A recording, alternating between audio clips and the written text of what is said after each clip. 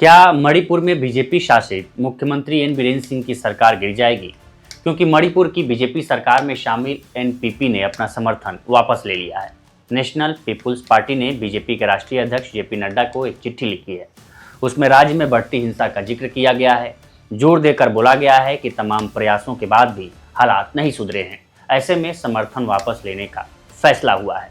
NPP ने जो चिट्ठी लिखी है उसकी एक बड़ी बात यह भी है कि मणिपुर की अस्थिरता के लिए सीधे सीधे सीएम एन बीरेन सिंह को जिम्मेदार ठहराया गया है। चिट्ठी में कहा गया है कि हम मणिपुर की कानून व्यवस्था पर चिंता व्यक्त करना चाहते हैं। पिछले कुछ दिनों में हमने हालात और बिगड़ते हुए देखे हैं। कई लोगों की मौतें हुई हैं। हमारी पार्टी मानती है कि सीएम बीरेन सिंह का नेतृत्व मणिपुर संकट का समाधान नहीं खोज पा रहा है। दरअसल पिछले कुछ महीनों में मणिपुर की स्थिति फिर से बिगड़ गई है। न सिर्फ हिंसा में बढ़ोतरी देखने को मिली है, इसके अलावा कई लोगों की जान भी गई है। इस समय बिगड़े हालात की वजह से कई जिलों में कर्फ्यू लगा दिया गया है। इंटरनेट भी सस्पेंड कर दिया गया है। इसके ऊपर केंद्र सरकार को कुछ जिलों में अफसफा भी वापस लगाना पड़ा है। प्रदेश में भयावह होती स्थिति के बीच गृह मंत्री अमित शाह ने सोमवार 18 नवंबर को मणिपुर के हालात पर अधिकारियों संग गहन मंथन करने जा रहे हैं। माना जा रहा है कि उस बैठक में ही अब आगे का रोड मैप तैयार किया जाएगा कि आखिर मणिपुर को कैसे शांत किया जाए। लेकिन सवाल है कि मणिपुर में दोबारा हिंसा के पीछे क्या वजह रही। दरअसल 15 नवंबर को जिरीमुख गांव के पास राहत शिविर से करीब 20 किलोमीटर दूर नदी में 3 शव मिले थे, जिनमें एक महिला और 2 बच्चों के शव थे। इसी के बाद इम्फाल में ताजा हिंसा देखने को मिली है। शव मिलने के बाद पुलिस ने कहा कि जब तक शवों का पोस्टमार्टम नहीं हो जाता तब तक इसके बारे में कुछ नहीं कहा जा सकता कि ये लापता लोगों के ही शव हैं या नहीं। हालांकि स्थानीय मीडिया रिपोर्ट्स में कहा गया है कि ये शव लापता लोगों के ही हैं। अब सवाल है कि मणिपुर हिंसा की चपेट में आया कैसे। इसे जानने से पहले हमें मणिपुर की सामाजिक स्थिति के बारे में जानने की जरूरत है। दरअसल मणिपुर की जनसंख्या करीब 30 से 35 लाख है। यहाँ 3 मुख्य समुदाय हैं, मैतेई, नागा और कुकी। मैतेई ज़्यादातर हिंदू हैं, मैतेई मुसलमान भी हैं। जनसंख्या में भी मैतेई ज़्यादा हैं। नागा और कुकी ज़्यादातर ईसाई हैं। नागा और कुकी जनजाति में आते हैं। राजनीतिक प्रतिनिधित्व की बात करें तो मणिपुर के कुल 60 विधायकों में 40 विधायक मैतेई समुदाय से हैं। बाकी 20 नागा और कुकी जनजाति से आते हैं। अब तक हुए 12 मुख्यमंत्रियों में से सिर्फ 2 ही जनजाति से आते थे। मणिपुर की भौगोलिक संरचना एक फुटबॉल स्टेडियम की तरह है। इसमें इम्फाल वैली बिल्कुल सेंटर में प्ले फील्ड है और बाकी चारों तरफ के पहाड़ी इलाके गैलरी की तरह हैं। प्रदेश के 10% भूभाग पर मैतेई समुदाय का दबदबा है। ये समुदाय इम्फाल वैली में बसा है। बाकी 90% पहाड़ी इलाके में प्रदेश की मान्यता प्राप्त जनजातियां रहती हैं।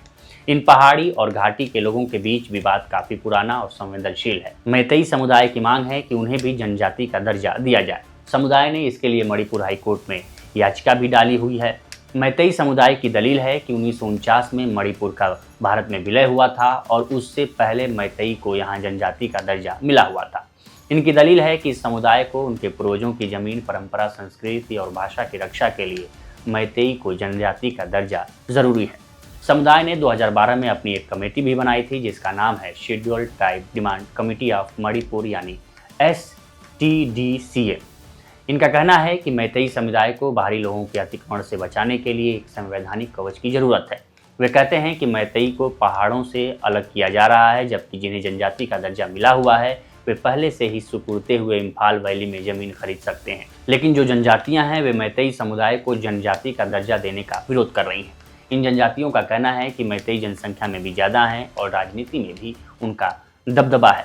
जनजातियों का कहना है कि मैतेई समुदाय आदिवासी नहीं है। उनको पहले से ही SC और OBC आरक्षण के साथ साथ आर्थिक रूप से पिछड़े वर्ग का आरक्षण मिला हुआ है और उसके फायदे भी मिल रहे हैं।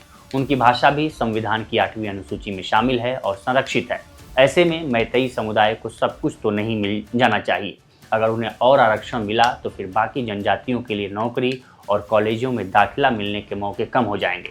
फिर मैतेई समुदाय को भी पहाड़ों पर भी ज़मीन खरीदने की इजाज़त मिल जाएगी और इससे उनकी जनजातियां और हाशिए पर चली जाएंगी। पिछले साल 2023 में मणिपुर हाईकोर्ट ने मैतेई ट्राइब यूनियन की एक याचिका पर सुनवाई करते हुए राज्य सरकार से कहा कि वो मैतेई समुदाय को जनजाति का दर्जा दिए जाने को लेकर विचार करे। 10 सालों से ये डिमांड पेंडिंग है। इस पर कोई संतोषजनक जवाब नहीं आता है। तो आप अगले 4 हफ्ते में बताएं। कोर्ट ने केंद्र सरकार की ओपिनियन भी मांगी थी। कोर्ट ने अभी मैतेई समुदाय को जनजाति का दर्जा देने का आदेश नहीं दिया है, सिर्फ एक ऑब्जर्वेशन दी है। लेकिन इसके खिलाफ फिर 3 मई 2023 को all tribal students union Manipur ने एक रैली आयोजित की। आदिवासी एकजुटता रैली राजधानी इम्फाल से करीब 65 किलोमीटर दूर चूड़ाचांदपुर जिले के तोरबंग इलाके में हुई। इसमें हजारों की संख्या में लोग शामिल हुए थे। इसी दौरान जनजातीय समूहों और दूसरे समूहों के बीच झड़पें शुरू हो गईं और धीरे धीरे ये हिंसा पूरे मणिपुर में फैल गई।